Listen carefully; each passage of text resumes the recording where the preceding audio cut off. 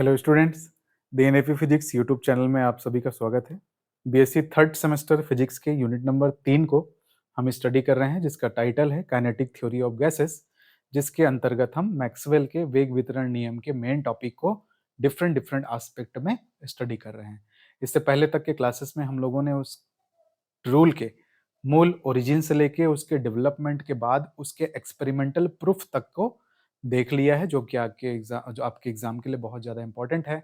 अब उस particular rule को लेके कुछ इंपॉर्टेंट वेलोसिटीज का कंसेप्ट है, जो कि एज इट इज आपके सिलेबस में लिखा हुआ है, उनके बारे में आज स्टडी करेंगे हम लोग। तो हमारे आज की क्लास में हम लोग बात करने वाले हैं हमारे एवरेज स्पीड मतलब माध्य चाल के बारे में, मीन स्क्वायर स्पीड मतलब वर्ग माध्य चाल के बारे में, और रूट मीन स्क्वायर स्पीड मतलब वर्ग माध्य मूल चाल के सूत्र के बारे में और उसके बिहेवियर के बारे में। तो ये तीन विशेष जो चाल या के जो व्यंजक हैं, उनको अलग नामों से स्पेसिफिक तरीके से आपसे एग्जाम में बार बार पूछा जाता है।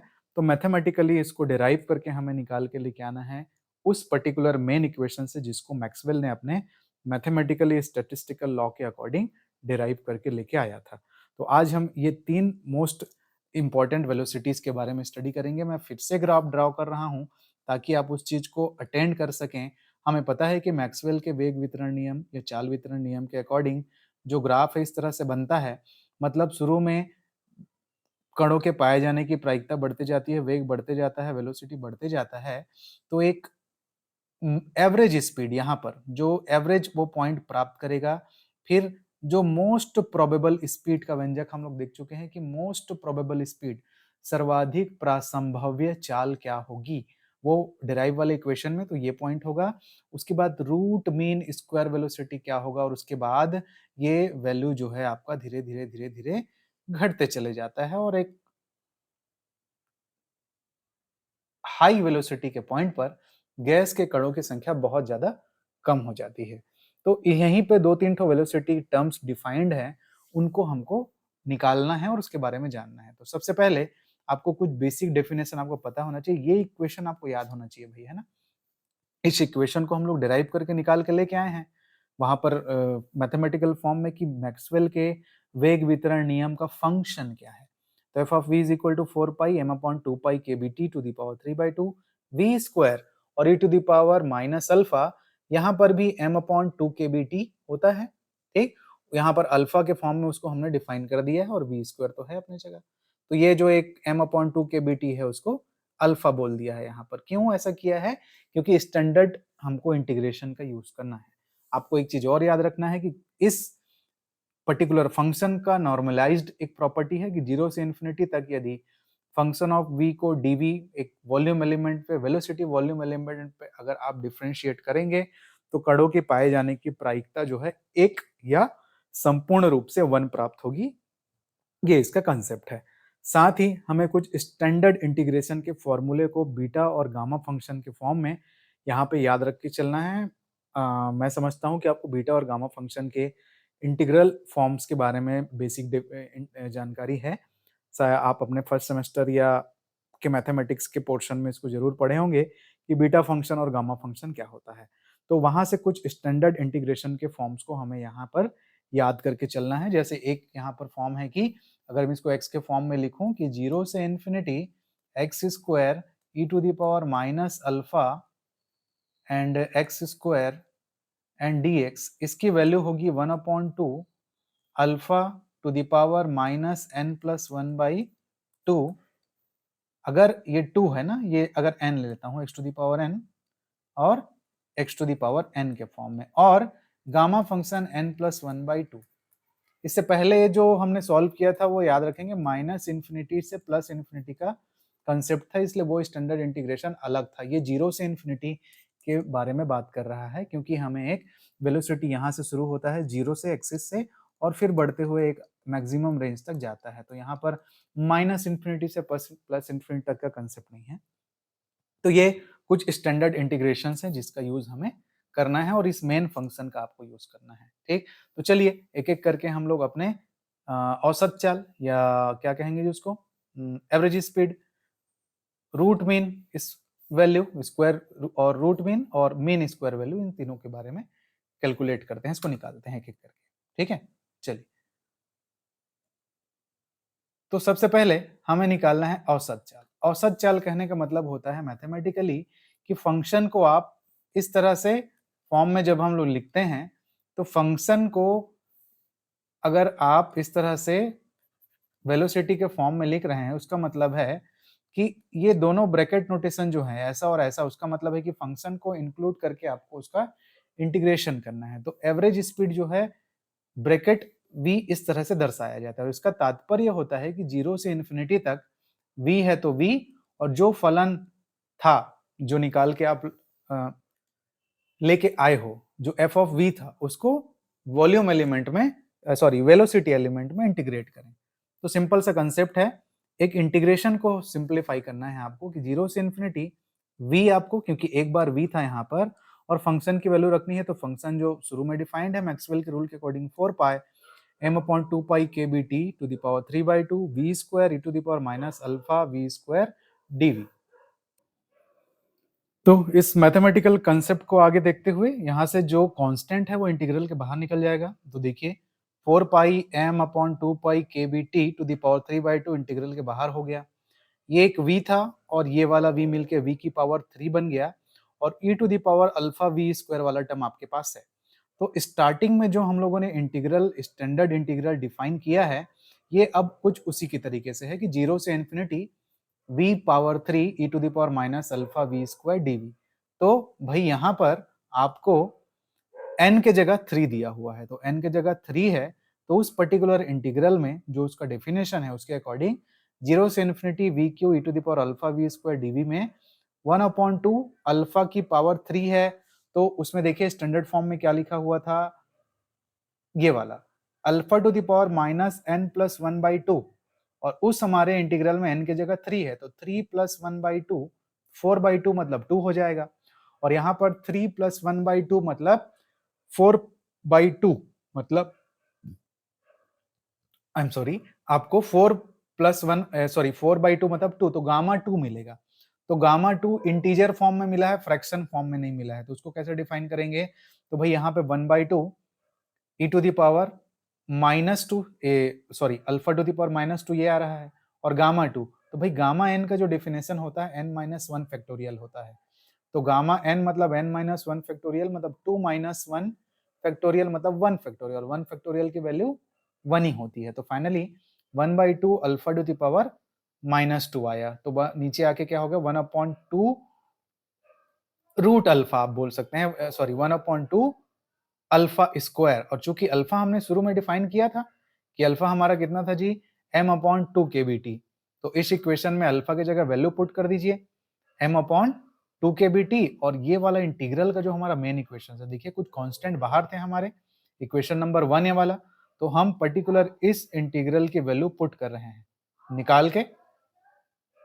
तो देखिए यहाँ पर है 4 pi m/2 pi kbt to the power 3/2, और इस पूरे जगह पर 1/2 अल्फा स्क्वायर, और अल्फा का मान था m/2 kbt, यहाँ पर ये देखिए 2 kbt m/2 kbt, तो ये रख दिया आपने m 4 pi m/2 pi kbt तो पावर 3/2 1/2, और ये, और इन सब चीज को जब आप समराइज करेंगे रफ में, उसको जरूर सॉल्व करके देखिएगा, तो ओवरऑल आपको मिलने वाला है √8 kbt अपॉन पाई m, इतना बचेगा पावर वाइज। तो इस पर्टिकुलर एक्सप्रेशन को ही हम लोग एवरेज वेलोसिटी के नाम से जानते हैं कि गैस के कणों के लिए एवरेज वेलोसिटी का मान √8 kbt अपॉन पाई m होता है। इसे आपको याद करके भी चलना है। डेरिवेशन इसका ऐसा है, इस भाई इसको सिंप्लीफाई करोगे अब तो ये मिलेगा आपको ना, यहाँ पे वो इजी चीज है, वो आप आसानी से इन सबको जमाएंगे तो आपको ये चीज मिल जाएगा। ठीक, अब दूसरा हेडिंग है जी हमारा वर्ग माध्य मूल मान निकालना है, स्क्वायर वर्ग माध्य चाल निकालना है। ठीक, मीन स्क्वायर स्पीड बोलते हैं इसको। तो मीन स्क्वायर स्पीड, स्क्वायर है मतलब आप v के जगह आप v स्क्वायर पुट आउट कर दोगे, तो सिंपल है इसका डेरिवेशन कि वर्ग माध्य चाल निकालना है मतलब आपको इस पर्टिकुलर थिंग को कैलकुलेट करना है, और v स्क्वायर कर दिया मतलब सिंपल सा डेफिनेशन कि v स्क्वायर पर्टिकुलर फंक्शन और वेलोसिटी इंटीग्रल वॉल्यूम सॉरी हाँ वेलोसिटी इंटीग्रल फॉर्म में, तो 0 से इन्फिनिटी फंक्शन ऑफ v फिर से पुट कर दिए। फर्क क्या पड़ेगा, इससे पहले वाले इंटीग्रल में v था, यहाँ पे v स्क्वायर है, और हमारे जो फंक्शन में एफ ऑफ v में भी v स्क्वायर आता है, तो वो दोनों इंक्लूड होके v टू दी पावर 4 हो गया, और e to the power minus alpha v square dv है। तो अब इस पर्टिकुलर इंटीग्रल की वैल्यू फाइंड करनी है, और उसी स्टैंडर्ड तो इस पर्टिकुलर इंटीग्रल की वैल्यू अब उसी गामा फंक्शन वाले फॉर्मूले से आपको फाइंड करनी है। तो अब हमारे उस गामा फंक्शन के फॉर्मूले में जो जनरलाइज्ड इंटीग्रल का फॉर्मूला था, उसमें n की जगह है 4। तो भाई 0 से इन्फिनिटी v की power 4 e to the power alpha v square dv। तो क्या था फॉर्मूला, 1/2 अल्फा की पावर n प्लस 1/2 था, तो अब n हो गया है 4।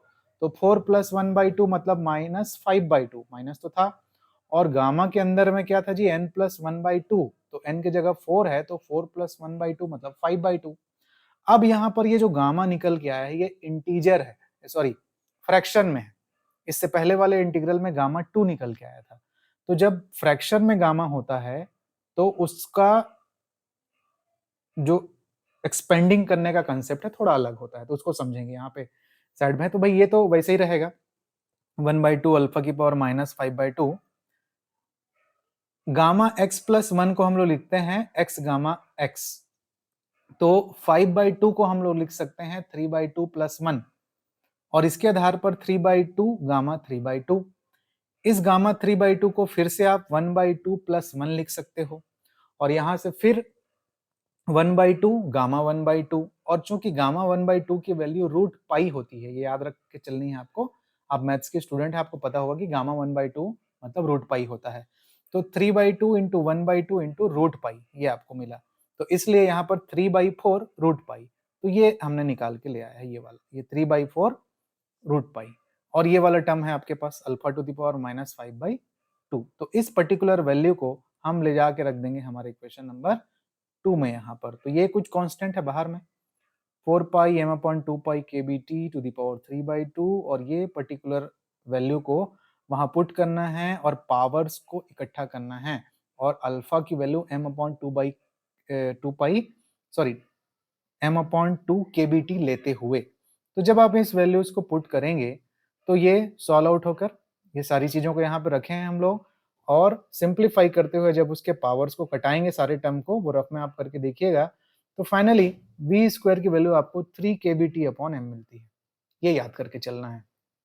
तो परीक्षा में भी थोड़ा सा स्मार्टनेस से काम करिएगा, क्योंकि आपको ये सारी चीजें वैल्यूज तो याद करनी है। तो एंड एग्जाम तक आप v स्क्वायर की वैल्यू कितनी होती है, 3 kbt अपॉन m होती है, याद तो आपको है। तो इसके बाद डायरेक्ट आप अपने एग्जाम में ये लिखें, वहां एग्जामिनर को ये मत एक एक चीज को कटा कुटी के ये मत दिखाइए। हाँ, आप जब प्रैक्टिस कर रहे हैं घर में, तो उसको आप रफ में करके देख लीजिए, ये सारी चीजें पावर ओवर सेट करोगे, कांस्टेंट वांस्टेंट कटेगा, तो आना तो यही है। तो भाई v स्क्वायर मतलब माध्य वर्ग वेग, वेग जो निकाले हमने, कितना मिला हमको, 3 kbt अपॉन m मिला। ठीक, अब चूंकि यहाँ पर v स्क्वायर की वैल्यू, मीन v स्क्वायर की वैल्यू 3 kbt अपॉन m है, और गतिज ऊर्जा, अगर औसत गतिज ऊर्जा हम लोग डिफाइन करें या औसत ऊर्जा निकाले गैस के मॉलिक्यूल्स के लिए, तो गैस की जो ऊर्जा होती है प्योरली काइनेटिक एनर्जी होती है, कंप्लीटली काइनेटिक एनर्जी होती है। और काइनेटिक एनर्जी का सूत्र आप जानते हैं कि 1/2 m v स्क्वायर होता है। और यहाँ पर चूंकि प्रोबेबिलिटी फंक्शन के अकॉर्डिंग हम लोगों ने इसीलिए इस v स्क्वायर को तो कैलकुलेट किया है। तो इसकी वैल्यू कितना निकाले हैं हम लोग, इसकी वैल्यू ये 1/2 m है, और इसकी वैल्यू आपने कितना निकाला है, ये देखिए 3 kbt अपॉन m। तो यहाँ पर आपको मिल जाएगा, और ये चूंकि m था जी, ये वाला m, तो ये mm कट गया, तो फाइनली 3/2 kbt, ये देखिए। तो एवरेज एनर्जी किसी भी गैस के लिए कितना होता है, 3/2 kbt होता है, ये भी आपको याद रख के चलना है। Average energy of the molecules only depend on the temperature, kb is a Boltzmann constant, उतना डीप आपको नहीं जाना है। ठीक, चलिए फिर आगे बढ़ते हैं हमारे नेक्स्ट इंटीग्रल को सॉल्व करने के लिए, जिसका टाइटल है वर्ग माध्य मूलमान root mean square speed, root mean square speed, या फिर वर्ग माध्य मूल चाल। कैसे निकालेंगे, जो स्क्वायर वाला टर्म निकाले हैं आप, उसी का आप क्या कर दीजिए, रूट ले लीजिए, तो वर्ग माध्य मूल चाल जो निकाले हैं वर्ग वाला, उसका रूट ले लिए, तो स्क्वायर रूट बन गया। तो ये रूट मीन स्क्वायर स्पीड, तो सिंपल जो 3kBT/m आया था उसका आपने रूट ले लिया। तो यहाँ पे ऐसा कोई सॉल्व करने की बात ही नहीं है, ये वाला 3kBT/m की वैल्यू को रूट में ले लिया। तो यही हमारा कहलाता है VRMS। तो आपको पता है, थोड़ा सा अगर आप जनरलाइज्ड वे अपना बुद्धि लगाएं तो इसकी वैल्यू जो सबसे पहले निकाले, इसकी वैल्यू ये बड़ा नंबर है 8kBT/m का रूट ले रहे हो, छोटा कोई नंबर मिलने वाला है एज इट इज वैल्यू में जब आएगा तब। ये सबसे बड़ा है 3kBT/m है, कोई रूट नहीं है इसमें। और ये वाला टर्म उसी पर्टिकुलर थिंग का आपने रूट ले लिया है तो छोटा नंबर मिलेगा, किसी भी चीज का वर्गमूल निकालते हैं तो छोटा हो जाता है।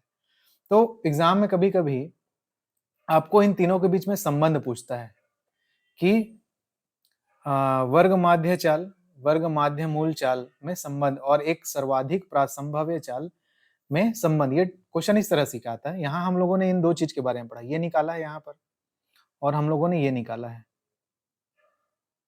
ये चीज पहले हम निकाल चुके हैं, सर्वाधिक प्रासंभाव्य चाल का व्यंजक क्या होता है ये आप लोग इस पर्टिकुलर यूनिट के सेकंड क्लास में हम लोगों ने जब मैथमेटिकल डेरिवेशन सॉल्व करे थे वहां निकाला। उसका मान कितना होता है जी, v मोस्ट प्रोबेबल 2kT/m होता है रूट में। तो अगर यहाँ से √2 आप यहाँ ले आते हो तो इसको kT/m लिखोगे रूट में, इक्वेशन 1। माध्य चाल v क्या होता है, 8kT/m पाई होता है। तो यदि हम लोगों से यहाँ से √8 और √पाई को इधर ले जाएं ऐसे, तो kT/m ये मुझे मिलेगा। और वर्ग माध्य मूल चाल √3kT/m होता है। तो VRMS की वैल्यू अगर √3 को यहाँ ले आऊंगा नीचे में तो फिर kT/m।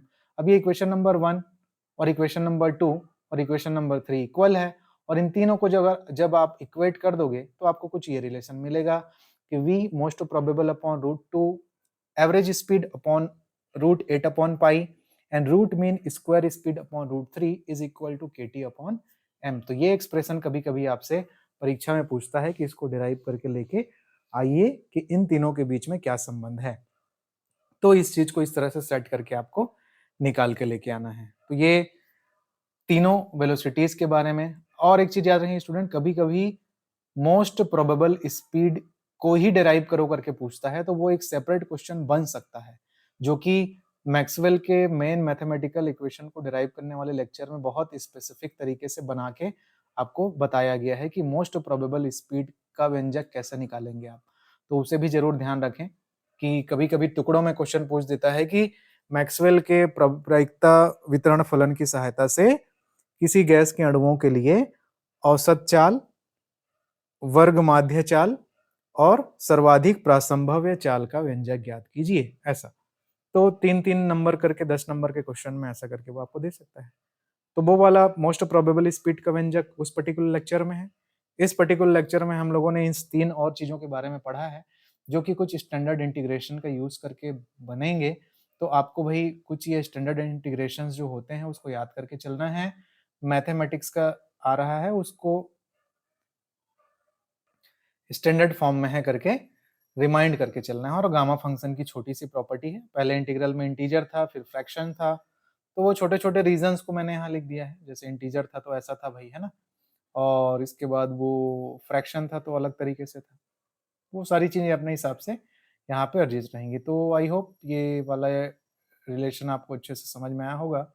तो इन तीनों के लिए क्वेश्चन वाइज इसको सेट करते हुए आप जरूर इसको प्रिपेयर करके रखेंगे। फिर आगे हम लोग अपने नए टॉपिक को लेते हुए इस सिलेबस में जो एज इट इज लिखा है उसके अकॉर्डिंग आपसे हमारे नए क्लास में आगे मिलते हैं। ठीक है, थैंक यू।